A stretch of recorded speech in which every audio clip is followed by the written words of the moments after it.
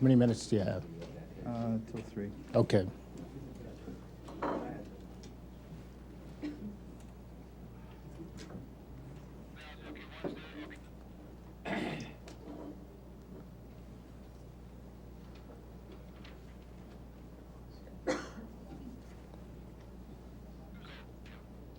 Good afternoon. We're very pleased to have you here for this briefing by the Assistant Secretary of State for East Asian and Pacific Affairs, who soon will be our ambassador to Indonesia. It's also his last appearance with us in his capacity as Assistant Secretary, and so he'll take this occasion to take you on a tour of his area. Our briefer today is Ambassador Paul Wolfowitz. Mr. Ambassador. Nice to be here. I just learned a bit of new, I guess it's Pentagon slang today. A friend of mine called up and said, "Oh, you're leaving tomorrow." He said, "That really makes you short," as in, you know, short timer. In fact, around here we'd say, "You're so short you can shower in the sink." I really am, and I'm not entirely certain why I'm here, because I've not only stopped keeping up with a lot of important things in the last few days, but I've probably already begun forgetting things that I should know. But I'm told it's a tradition for assistant secretaries to do a briefing like this when they're leaving my job, and I believe in traditions, and especially traditions when it comes to our dealing with the press corps, which I think is a very important part of the job. So if only for that reason, I'm happy to be here. I'm also happy to be here to have a chance to say thank you to you, and I might also say to your colleagues in the State Department press corps and the White House press corps. I've enjoyed in the last 3 years dealing with the press. I think at times, as you won't surprise you, government officials don't always look kindly on the press, but I think in fact it's been a good relationship. I think we have benefited in fact in our policy in Asia from having good and effective press coverage. It was in a sense most evident during the dramatic weekend before last in the Philippines, when I think, as everyone has noticed, several of the most important U.S. policy actions were press statements. I think that's a comment on the role and relationship of the press and the government, and it goes, of course, way beyond that. I guess it's also an occasion to express my thanks to the many foreign government officials who have dealt with me over the last 3 years, always patiently, usually with great resources of information, of knowledge, of experience. I've learned an enormous amount in this job, and it's something I will be grateful for a long time to come. And finally, and this is by no means exhausts my list of thank yous, but I know you want to ask some questions, so I won't try to be complete. But I have to say a word or two about the President and the Secretary of State, because I feel I've been unusually privileged as Assistant Secretary for East Asia in having at the top of the State Department and the top of the U.S. government two men who had such a deep appreciation of the importance of Asia to the United States, and I think also such a deep appreciation of the achievements of the individual Asian countries and of, one might say, the Pacific Basin countries as a group, and such a commitment to playing America's proper role in cultivating our relationship with the nations of the Pacific and helping them to help themselves to build a Pacific Basin region that is more prosperous, more stable, has a brighter future, I think, even than 3 years ago. And those of you who heard my pep talk 3 years ago know that I'm one of the boosters. I think it's a region that has an enormous amount going for it. I think the economic record continues to dazzle everybody. I think the way that we have worked with our friends in Asia to deal with some very difficult trade and economic problems over the last 3 years does credit to people on both sides of the Pacific. Those problems are very much still with us, and they're not always, can't say that every result is a good one. I'm sure you're going to have some questions for me about outstanding problems, but I think the record of problems solved is an impressive one to build on. I think the commitment by the President and by the Secretary to building confidence in the United States as a country that our friends can depend on, and our adversaries will at least know where we stand. I think that is an important record. I think it's been important not just to our allies in Asia, but to many friendly non-aligned countries as well. And I could try to tick off various areas where I think we have had successes. Maybe I'll let you fill that in for me, but I think there are many. I think our relations with the two big countries of Northeast Asia, with China and Japan, which were good when I started in this job, I think are even stronger today. And I give the President and the Secretary of the lion's share of the credit for that on our side. I think that we have been seeing some very promising developments on the Korean Peninsula, both in dealings between North and South Korea, and also despite some steps that aren't always forward, I still think the basic trend on political development in Korea is a promising one and a hopeful one, as it must be, since that remains, I think, a major, important question mark and problem for the future. I feel that we in the countries of Southeast Asia have deepened our cooperation over the last 3 years. I know Secretary of State is deeply committed to working with ASEAN and deeply impressed by the record of the ASEAN countries. They're kind of a model of regional cooperation, and when we talk about regionalism in this government, when we talk about trying to get countries of a region to work together on common problems, ASEAN is usually trotted out as the model of how successful that can be. Of course, one of the biggest problems that we still continue to face, and I guess judging from the record is going to be with us for some time to come, is the continuing tragedy in Cambodia, which still today seems no closer to a political solution than it was 3 years ago. But I think that the record of the ASEAN countries and their supporters in the West must be starting to have an effect on Vietnam, and must be starting to persuade Vietnam that this is not a problem that will simply go away by waiting everybody else out.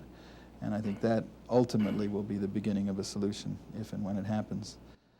I think we have been through a very interesting period in the last few years in U.S.-Australian relations.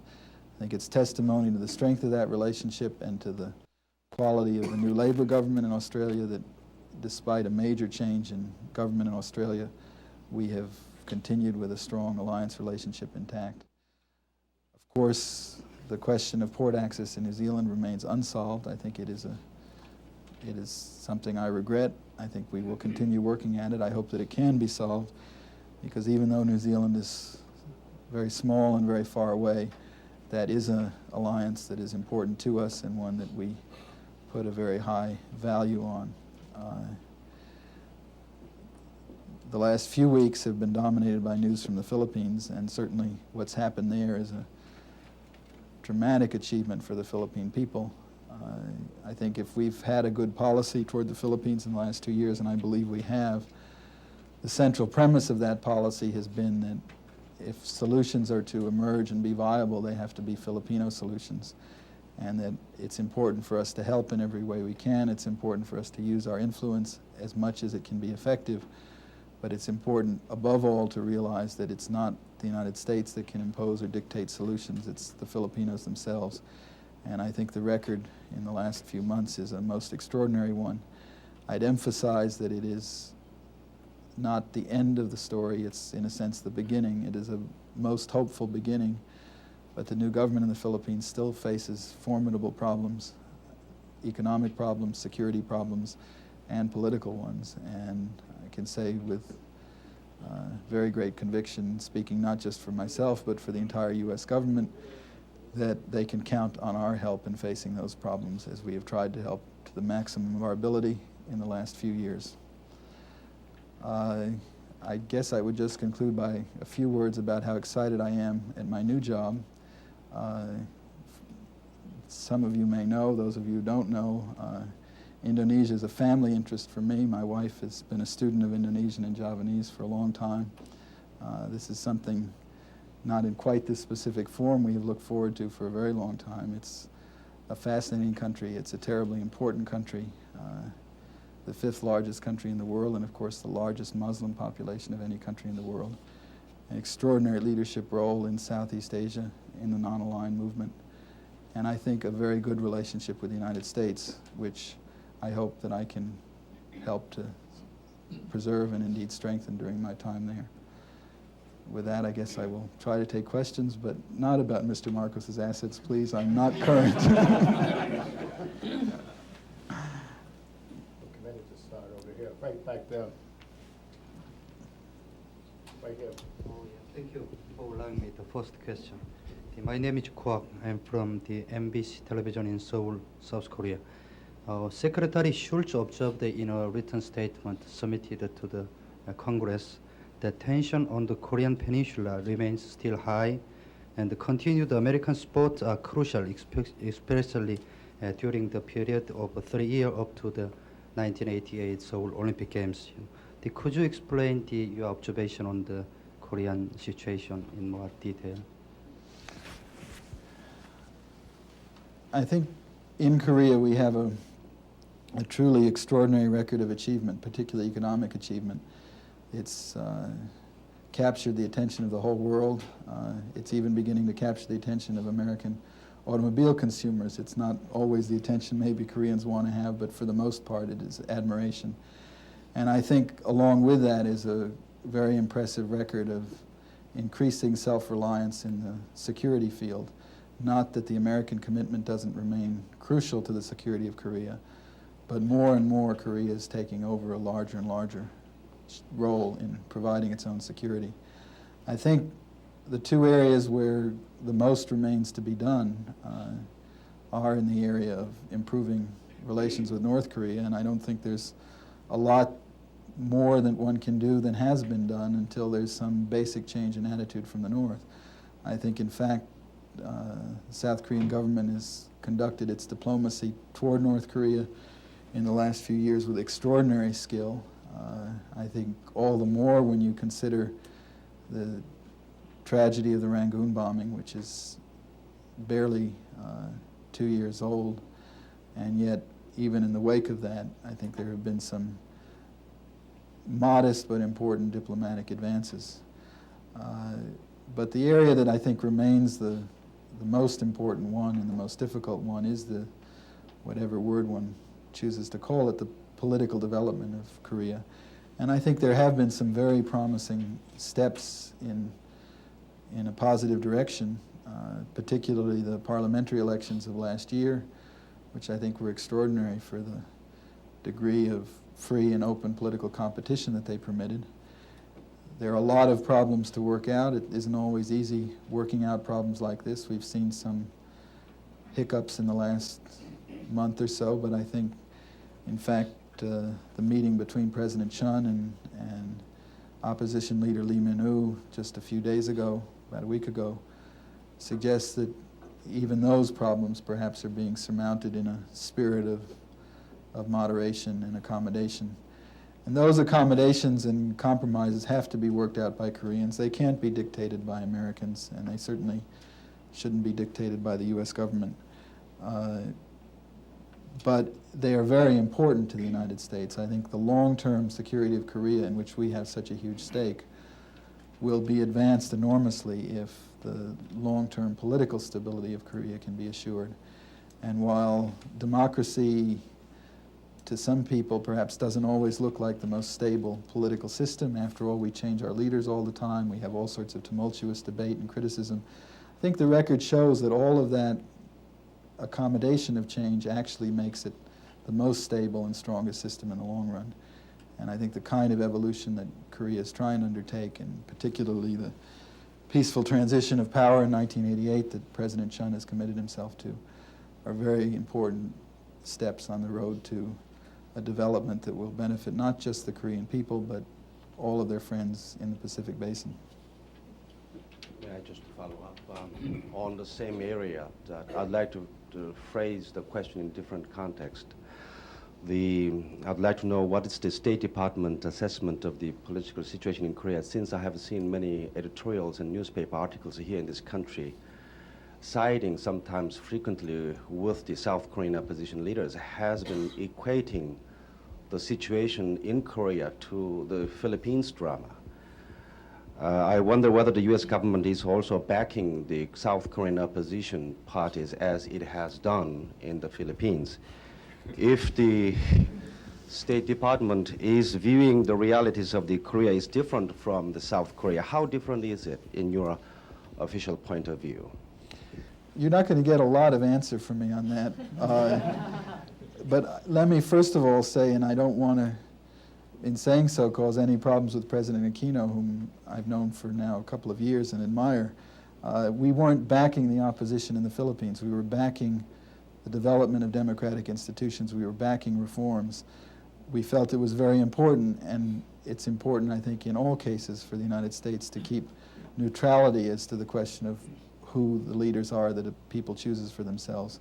I think at the same time that we say that, we can be equally strong about our commitment to democratic processes, to free and fair elections.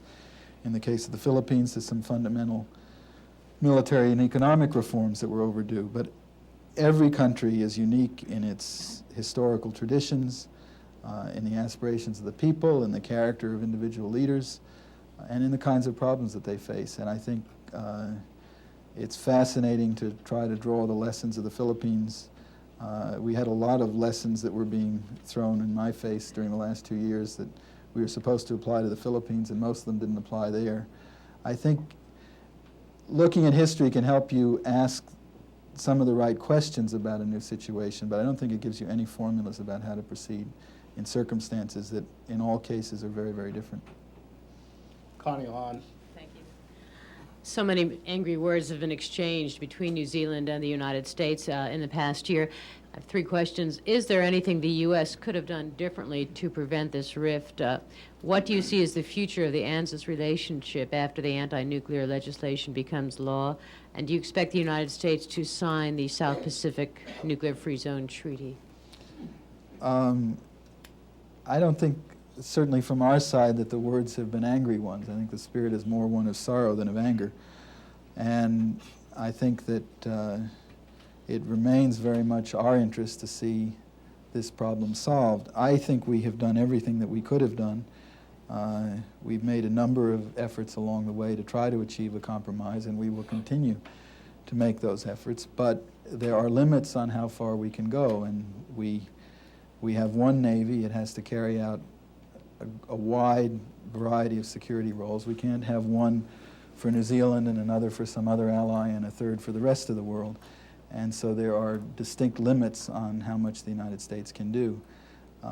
Lest I contribute to the idea of angry words, I don't think I have to repeat. I think everyone knows what the consequences of enacting the port ban into legislation would be. Our hope would be that we can, before that happens, if it happens, that we can find a solution that will restore normal port access for U.S. ships in New Zealand. I think that's something that would be of benefit not just to the United States and New Zealand, but to the whole region. And I think that, in a sense, this issue has gotten much too caught up in the issue of nuclear weapons. I know in some sense people think, well, that's what it's exactly about. I tend to think that isn't hardly what it's about at all. Indeed, it's hard to imagine a U.S. Navy ship having less to do with the nuclear balance than when it's down in Wellington or in South Pacific somewhere.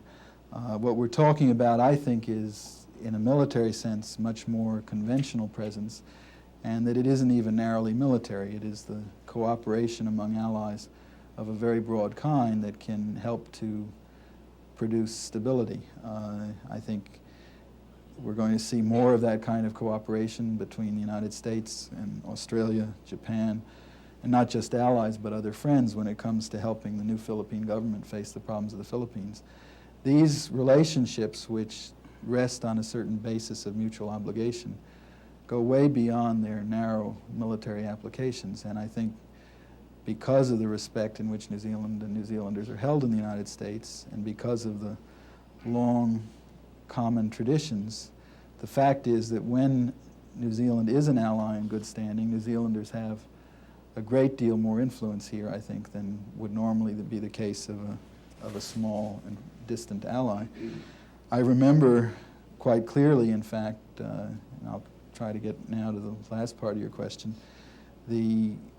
what happened, I guess it was in early 1983, and I was still fairly new in this job, and we had a difficult problem in the United States Senate over getting ratification of the treaties that had been signed with 4 very small South Pacific countries that basically abandoned old U.S. claims to pieces of their territory. And it was the New Zealand ambassador who was perhaps our most effective lobbyist on Capitol Hill in explaining to senators why this treaty was important, why these countries were important, why what we were dealing with served the security interests of our countries. And that's the kind of argument that comes effectively from an ally of long and good standing as New Zealand was at the time. And I think on the question of our approach to the South Pacific Nuclear Free Zone Treaty, for example, New Zealand's voice would be a very strong one now if our relationship were in better condition. And I think that's important. In realizing, I was hesitant as to whether I should say anything about where I thought what we'd done right or where the problems remained to be done. Every time you try a list like this, people say, oh, you left us off the list.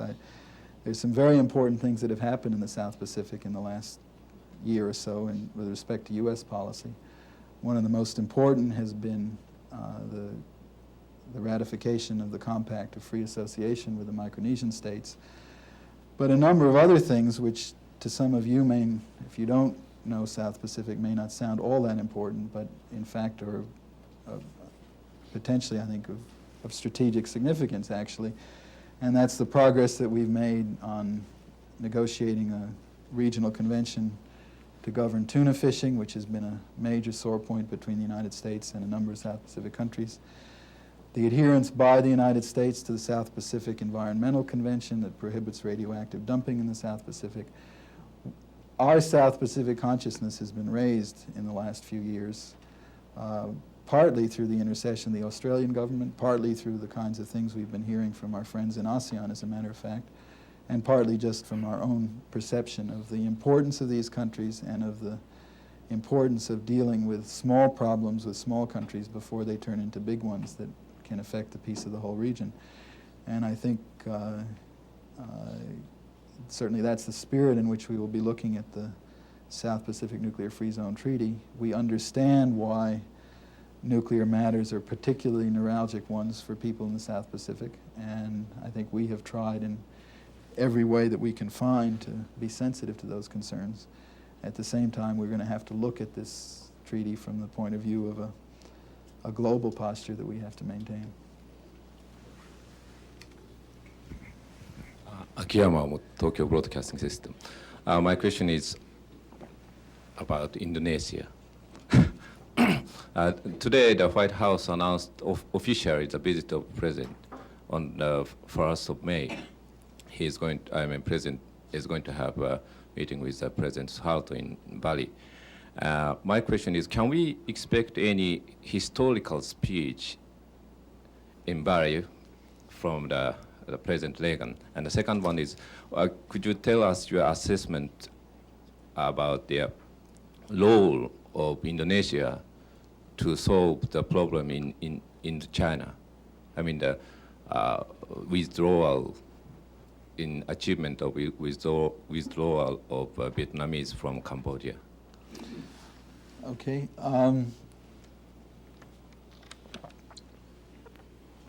I could get in trouble not only with the president, but even more with his speechwriters if I try to predict, but it is a historic occasion. It will be the first visit by a United States president to Southeast Asia in 10 years.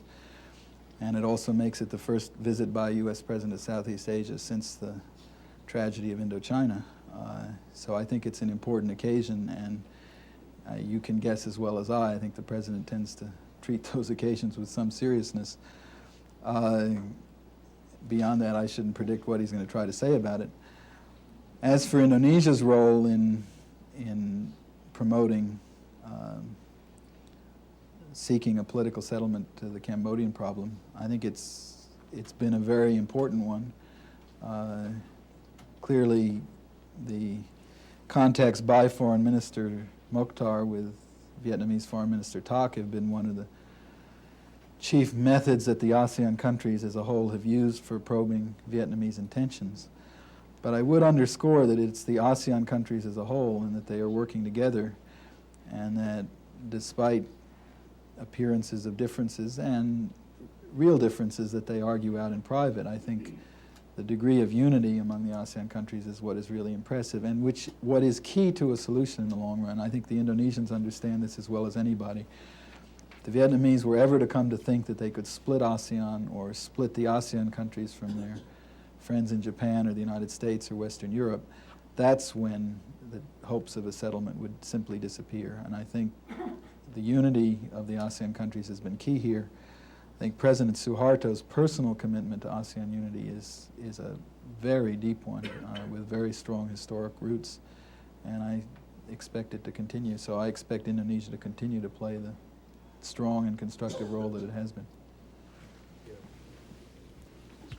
Richard Paul from Australian Broadcasting Television. Our Prime Minister is due to meet with President Reagan next month. What plans are there for Australia and the United States to cooperate in tackling the EEC agricultural export problems that we both face, particularly in relation to a common approach at the forthcoming round of the multinational trade negotiations? Well, I think that's one of the major subjects that the Prime Minister and the President will want to talk about, coordinating strategy, and also trying to make sure that do what we can so that in U.S. efforts to counter what I think is fairly and properly viewed as EC agricultural dumping, we don't end up hurting ourselves and hurting our friends more than the people we're trying to dissuade from that sort of practice. It's a very difficult kind of business once you start into retaliation as a way of solving trade problems. Often you just, President has often illustrates that point with the story of two men in a boat, and one shoots a hole in the boat. The other one responds by shooting a second hole, and the President says, I don't call that getting tough, I call that getting wet. And to some extent, we are now launched on a course of retaliation. And as I think you know, I mean, by the new agricultural bill and the export enhancement program in that bill, and as I think you know, and it certainly can't be emphasized often enough, when the President signed that bill, as he felt he had to, he made it very clear that there were key parts of that bill, including specifically subsidized agricultural exports, that he had serious reservations about. So I'm sure that that will be another subject of discussion with the Prime Minister, what the chances are of changing that legislation in any serious way in the Congress is something that you need a legislative genius, in fact, to give you the prescription on. But I think our objectives are very, very similar. We would like to see free, unsubsidized trade in agricultural products. We recognize Australia is one of the major exporters of unsubsidized agricultural goods, and we'd like to see that it doesn't get hurt.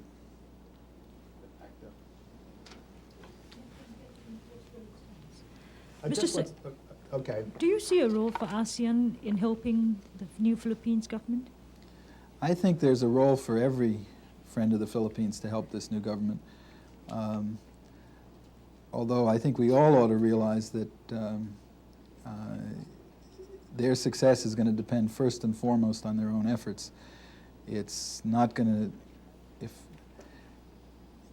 with the right policies, particularly in the economic area where a lot of the problems begin, I think with the right policies, the Philippine economy stands to begin recovery, I think, reasonably rapidly. The right policies are ones that build confidence and that put savings back into the Philippine economy and bring investments back from overseas. Those can be supplemented and helped, though, in very positive ways, I think, by the actions and attitudes of the friends of the Philippines. And in a sense, those actions are important in the first place because they can help to contribute to a climate of confidence. And in the second place, the resources themselves can be important. I think in the case of the ASEAN countries, although each one has to decide for itself, and I know anything that comes close to being an interference in one another's internal affairs, the ASEAN countries will abstain from strongly. But still, I think thoughtful advice is something that is welcome from all quarters, and because some of the ASEAN countries have faced problems not unlike those the Philippines faces today, either in the economic area or the security area or both, I would venture that some of the advice they would get from their colleagues in ASEAN might be more pertinent even than the advice that we may be able to give them from Washington or the Japanese government from Tokyo. Coming back to Cambodia, Mr. Ambassador, you mentioned in the opening statement something like pressures applied onto Vietnam to get things moving on a political solution to the Cambodian problem. Well, what is the United States going to do in terms of increasing such pressure? Do you see any specific measures that the United States is going to do in this regard? Well, I think we regularly are in consultation with the ASEAN countries about things that can be done to develop the strategy further, and every year at the ASEAN ministerial meeting there's a particularly intensive consideration given to that. Obviously, the more the non-communist resistance can be strengthened, the more pressure there is, and I think the better chance there is for a satisfactory settlement. But I think it's worth underscoring that a settlement is not going to come about because we are suddenly able to build up unbearable pressure on the Vietnamese. There is no prospect of a military defeat of Vietnam and Cambodia, and I think everyone recognizes that. I think what will bring about a settlement is when Vietnam realizes that the pressures which are there already, which are quite substantial, and include not only the pressure of the non-communist resistance, but the pressure on Vietnam from its nearly complete isolation, from its cutting itself off of most fruitful contact with its ASEAN neighbors, cutting itself off from normal relations with the United States and to a very large extent with Japan and Western Europe as well. When Vietnam realizes that those pressures which exist today are going to continue as long as it continues to occupy Cambodia, I think we will begin to get a rethinking. But as long as Vietnam holds out the illusion, and I think they do, that they will outlast us, they have more patience, everyone else will get tired, and then they'll have their cake and eat it too. As long as that illusion is there won't be a settlement. Yeah, Mr. Ambassador, what is your assessment on the relations between China and the United States? And my second question is, under what conditions the relations between the two countries can be further improved? I think the relations between our two countries are in very good shape. I think they're very important to both our countries, and that's why I think we've worked so hard over the years, including the 3 years I've been here, to improve our relations in every way that we could. I think as time has gone by, the breadth of the relationship has expanded. One might say that when we first began a new relationship with People's Republic of China in the early 70s, the main preoccupation on both sides was what people called a strategic one, meaning concern about the Soviet Union. And I think that is still very much there. I think it's still a very important part of the relationship. But we now have a much more comprehensive relationship in which we now have very extensive economic cooperation. We have very extensive cultural exchanges. We have over 10,000 Chinese students in the United States and tens of thousands of Americans who visit China in one capacity or another every year. We have, in the last few years, begun to develop military cooperation with China of a careful, defensive kind, but one that we believe promotes the interests of both countries. I think we're at a stage in our relationship where dramatic breakthroughs are not the way we will make progress, but by steadily building in areas where there's common interest, finding new areas of cooperation, and where there are differences, if we can solve them, and if we can't solve them, at least seek to manage them in a way that they don't become major political problems between our countries. I think that's the approach that both of us have been trying to apply, and I think with considerable success. Tim Colbatch from the Melbourne Age in Australia. I'd like to follow on the question asked about South Korea when you said that the US was interested in supporting democratic reforms throughout the world. Indonesia has not had free and fair elections as we would know them for more than 30 years, and the democratic infrastructure there, you might say, is pretty weak in terms of free press, freedom to organise political parties and so on. What do you see as the role of the US in trying to foster the democratic process in Indonesia? How would you see the US being able to go about supporting democratic institutions? And secondly, when do you actually take up your position? Well, I'd say, first of all, it's important to ask what does the particular country see as the U.S. role, and I think it's quite clear that the Indonesian view of our role is very different from that of two countries who are allies.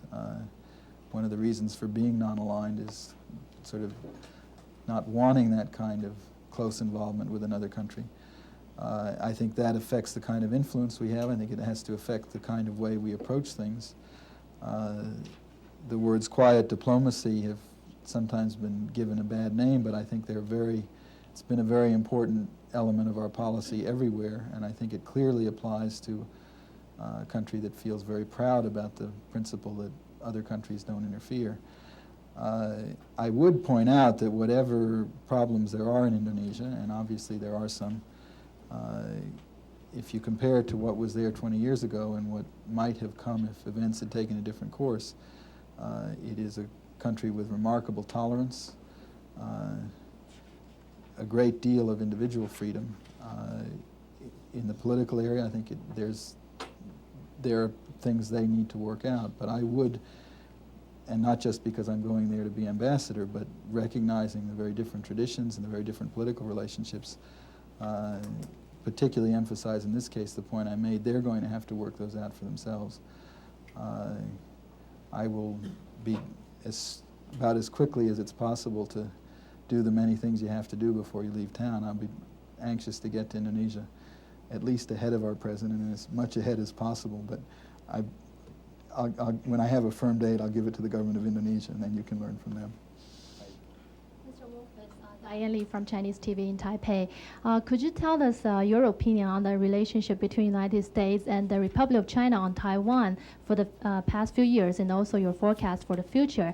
And secondly, what's your opinion? Do you think the recently proposed U.S. arms sale to China would pose any threat to Taiwan? Well, as I think you know, but let me emphasize, it can't be emphasized often enough, we have close relations with the people of Taiwan, but they are unofficial, and it is very important. It's part of our commitments with the People's Republic of China when we normalized relations, that is the way in which our relations will be conducted. I think we have, well, let me begin with what the President said, and he didn't just say it here or say it somewhere. He said it when he was in China, that we don't believe in sacrificing old friends to make new ones. And we believe that that relationship, though unofficial, can be strengthened in many ways, and we have worked to strengthen it, I guess, in every way except our trade deficit with Taiwan, which keeps burgeoning, and which we're also trying to make some progress on. I think that we're fully aware of the requirements of U.S. laws. They apply to those relations, and I think we have fully lived up to them. On the matter that you raise about arms sales to China and how they might affect the security situation, not just with respect to people on Taiwan, but I might say more broadly in Asia, we are aware of the concerns about strengthening military capabilities in China. And we are certainly not doing anything that we think would threaten the security of people on Taiwan or of our friends in Southeast Asia. At the same time, China faces a major security threat from the Soviet Union and reinforced by a threat from Vietnam to the south. And there's a great deal that they can do and that we think we can help them with to better meet that threat in a way that doesn't in any sense increase a possible threat to others. Right. Mr. Secretary, you just said that you attach very important about the relationship, your unofficial relationships with Taiwan. But you are decreasing your military sales to Taiwan year after year. And you can say something about this? Well, there have been decreases. They've been gradual. The whole premise on which those decreases have been based has been the premise that the threat, in fact, is a declining one and will continue to decline. If that turns out not to be the case, then obviously one has to reassess it. But that was the basic formulation of the 1982 communique. And I just repeat what I said to the last questioner. We take very seriously the requirements on us to meet Taiwan's defensive needs, and I think we have done so. We have 5 more minutes, and I have 4 hands, so we have about 1 minute and 15 seconds for each You one. want me to answer quickly? Jenny Hewitt from the Sydney Morning Herald. You mentioned that you couldn't really compare the situation in South Korea to the situation in the Philippines. I was just wondering then if you think it's logical to compare the results of what happened in Manila to what the US should do in aiding the Contras in Nicaragua, as some people have suggested. Like the Secretary of State, don't try to get me to give you a second-hand interpretation. I think that the principle, the concern about democracy is something that remains in every case. And in fact, obviously, we're talking in Nicaragua about something different because we feel it's necessary, in fact, to arm the opposition if they're to have a decent chance. And that's quite a bit different story from the Philippines. What we're worried about in Nicaragua is a totalitarian regime, and the record is simply categorical that no totalitarian regime has ever given way to democracy except through something like an invasion in Grenada. And I think if people genuinely care about democracy and human rights, that ought to worry them. It worries us. Yeah, George Xiang, United Daily News, Taipei. Mr. Secretary, there were quite a bit of frictions in the Sino-American relations over the issue of Taiwan during the first couple of years of the Reagan administration. Nowadays, the administration officials oftentimes claim that they have managed the issue very well. In retrospect, wonder if you can shed some light with us on what are the major reasons that enable you to make that kind of claim, and for the future, what's your assessment of the situation in that part of the region? Well, I guess I'd be cautious about making that claim. I think that it remains a significant issue and a point on which there are some very big differences between us. I think that we have perhaps both learned something about the areas in which we can try to accommodate one another and the limits on how we can accommodate one another, and the importance of trying to the best we can to keep it from becoming a big issue. But it remains there until there is a resolution of the issue, and we believe the only proper resolution is one by the Chinese people themselves on both sides of the strait, and one that is accomplished peacefully. Until that happens, and I can't tell you when it happens, it remains, I think, a potential problem in our relationship, and one that can become much bigger sometimes than other times. Abe, Sankei newspaper, Japan. Prime Minister Nakasone will visit next month here, and what is the big issue between conference on Prime Minister and the President? Well, we have a great many things to talk about with the government of Japan. It's an incredibly broad relationship. I know that when Secretary Schultz meets with Foreign Minister Abe, we have long agendas of many items, and fortunately, I know my boss is very pleased that he's had the stability of one very able foreign minister to deal with during virtually the whole time that Secretary Schultz has been secretary, because there's so much business to get done that, and we're able to move very quickly. It includes very important, and I imagine a lot of this will be on the agenda when the Prime Minister comes here.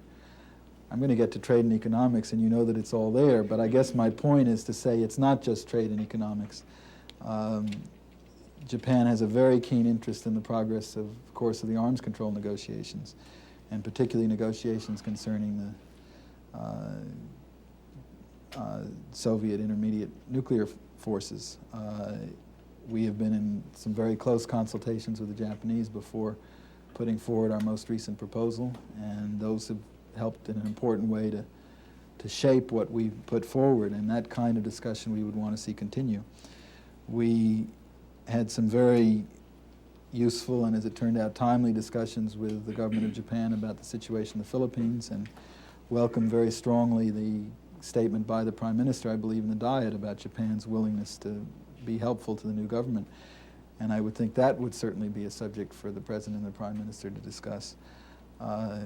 We would like to see Japan continue the trend of increasing its assistance to countries well some distance away from Japan, and now we have a new candidate for the list with Haiti.